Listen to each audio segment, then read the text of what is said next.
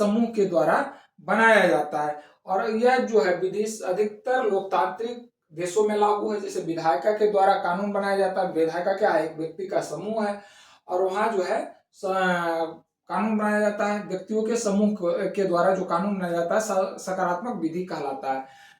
और यह विधि जैसे संसद है, संसद के द्वारा, संसद में विधायिका है, विधायिका के द्वारा कानून बनाया जाता है, तो यह कानून क्या होगा? सकारात्मक विधि कहलाएगा या सकारात्मक लॉ कहलाएगा या पॉजिटिव लॉ कहलाएगा। और संसद इसमें जो खास करके जो इसका अगर विशेषता है तो वहां जो है संसद द्वारा बनाए गए कानून को जो है पॉजिटिव लॉ मान करके वहां संसद के या संसद को सर्वोच्च माना जाता है। अर्थात कहा जाए सिंपल से फॉर्म में, वहां जो न्यायपालिका होता है वह न्यायपालिका कमजोर होता है। वो न्यायपालिका क्या होता है? संसद की अपेक्षा कमजोर होता है पॉजिटिव लॉ वाले में। दूसरा आ जाता है नेचुरल लॉ, जहां संसद से ज्यादा न्यायपालिका का वैल्यू कानून का value natural law. Natural law जिसको कहा जाता है प्राकृतिक कानून। नेचुरल लॉ प्राकृतिक कानून विधि कहा जाता है। यह जो कानून होता है स्वयं प्रकृति द्वारा निर्मित किए गए हैं या निर्मित हो जाता है। जहां प्रकृति द्वारा बनाया गया है या निर्मित हो जाता है, जैसे सांस लेना, खाना खाना, सांस लेना, शौच जाना और भी सारे जो है क्रियाकलाप है, जीना, वो क्या है?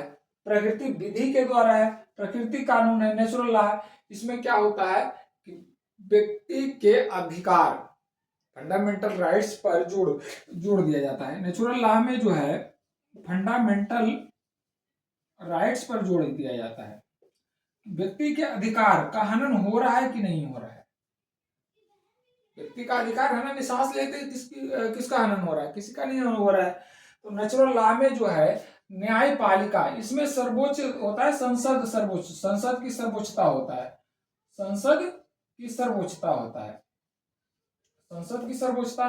इसमें होता है न्यायपालिका की सर्वोच्चता, न्यायपालिका की सर्वोच्चता। इसमें होता है कि संसद द्वारा बनाए गए कानून के औचित्य का निर्धारण न्यायपालिका के द्वारा किया जाता है। संसद के द्वारा बनाए गए कानून के औचित्य का निर्धारण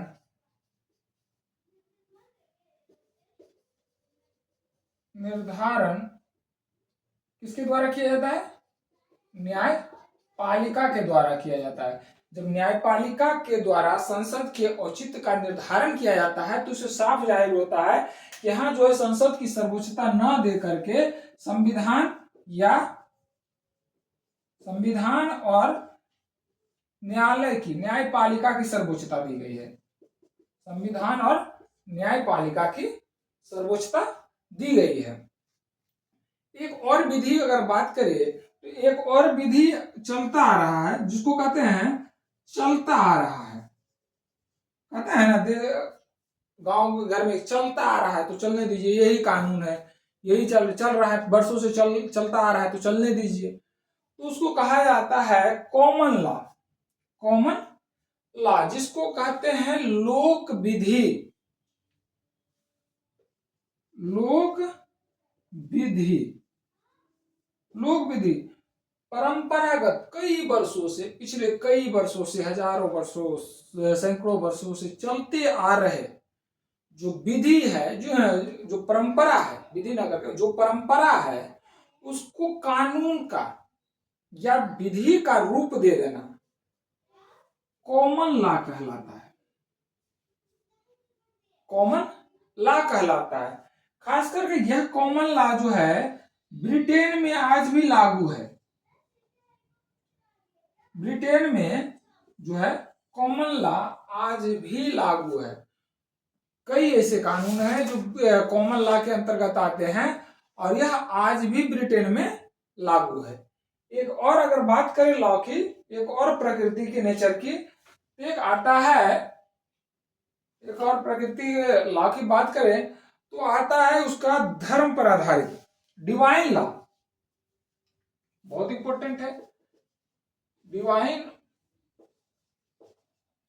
डिवाइन लॉ, डिवाइन लॉ जिसको कह सकते हैं धर्म तंत्र पर आधारित या धर्म धर्म विधि धर्म विधि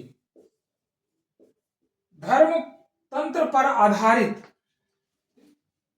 धर्म तंत्र पर आधारित विधि या धर्म तंत्र के अनुसार, धर्म ग्रंथों के अनुसार या धर्म ग्रंथों को ही कानून मान करके जो है कानून मान लिया जाता है और उसको लागू कर दिया जाता है, जिसको कहा जाता है धर्म तंत्र लॉ या डिवाइन लॉ कहा जाता है।